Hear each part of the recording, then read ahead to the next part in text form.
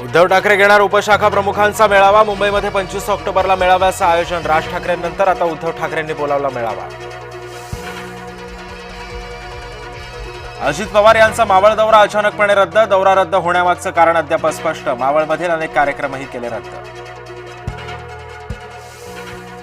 महायुतीच्या आमदारांना सामाजिक न्याय मंत्र्यांची भेट। प्रत्येकी 2 कोटींच्या विकास निधीचं वाटप। मंत्री संजय शिरसाट यांची दिवाळी भेट।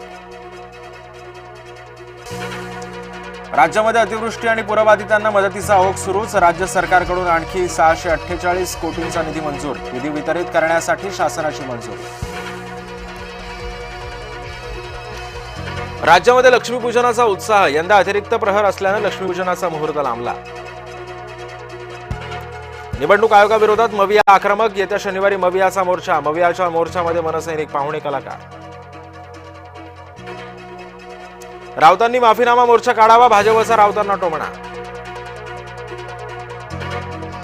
दुसऱ्यांचे व्हिडिओ दाखवणाऱ्या राज ठाकरेंवरच भाजपचा व्हिडिओ बाण। उद्धव ठाकरेंकडे खानच उरल्याची राज ठाकरेंची टीका। राज यांना त्यांच्या जुन्या वक्तव्याची भाजपनं करून दिली आठवण।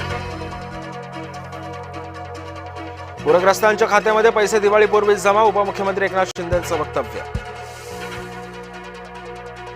आत्महत्या करण्यापेक्षा एखाद्या आमदाराला कापून काढा। बच्चू कडूंची दुःखी शेतकऱ्याला विचिथावणी। निशिकांत देशपांडे यांची नियुक्ती राजभवनामध्ये। राज्यपालांचे प्रबंधक म्हणून नियुक्ती। अपर जिल्हाधिकारी म्हणून देशपांडेंना पदोन्नती। नागपूरच्या पोलीस वसाहतीमध्ये गॅस सिलेंडरचा स्फोट। फटाक्यांच्या ठिणगीने घरातल्या साहित्याला आग। आगीमुळे गॅस सिलेंडरचा स्फोट।